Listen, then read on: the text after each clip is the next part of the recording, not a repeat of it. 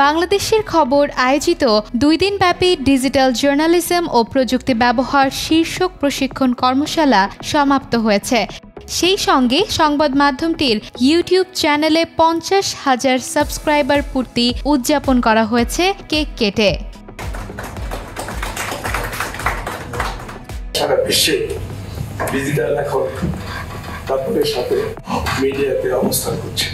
এই প্রশিক্ষণের অর্থ হচ্ছে আমাদের পেশাকে এগিয়ে নিয়ে যাওয়া, যাতে আধুনিক যে জার্নালিজম আছে সেটার সাথে পরিচিত।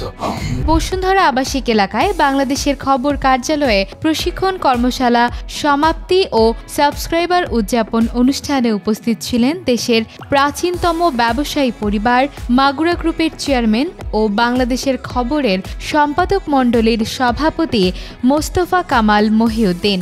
তিনি অংশগ্রহণকারী সাংবাদিকদের হাতে সনদপত্র তুলে দেন। ডিজিটাল মিডিয়ার কথা বলছিলেন, যেটা এটা খুবই ইম্পর্টেন্ট আজকালকার সময়ে, এবং বিশেষ করে সামনে তো আরও বেশি গুরুত্ব পাবে। এবং আপনি এআইয়ের কথা উল্লেখ করছিলেন, এই যে পরিবর্তনের সামনের সময় কিন্তু আরও বেশি ভিভিড হয়ে যাবে এবং আরও বেশি গুরুত্ব পাবে, এবং আমাদের জীবন চলার পথে অঙ্গাঙ্গিভাবে জড়িত হয়ে যাবে এই ডিজিটাল ইস্যুসগুলো। অনুষ্ঠানে মোস্তফা কামাল মহিউদ্দিন বলেন, এই প্রশিক্ষণ বাংলাদেশের খবরকে আরও গতিশীল করে তুলবে। সময়ের সঙ্গে তাল মেলাতে হলে আমাদের ডিজিটাল সংস্করণকে আরও জোরদার করতে হবে। এই জন্য আমাদের সবারই উচিত, মিডিয়া নয় শুধু, ডিজিটাল কর্মকাণ্ডের সাথে পরিচিত হওয়া, নিজেদেরকে প্রশিক্ষিত করে তোলা। তো সেই কারণে আজকের এই কর্মশালা এবং আমাদের অমৃত মলঙ্গি প্রশিক্ষণে এটা যে আরও সমৃদ্ধ হবে এবং আমরা উপকৃত হবে এই আশা করছি। কর্মশালায় প্রশিক্ষক ছিলেন ভয়েস অফ আমেরিকার ফ্রিল্যান্স জার্নালিস্ট ও মাল্টিমিডিয়া জার্নালিজম ট্রেনার অমৃত মলঙ্গি।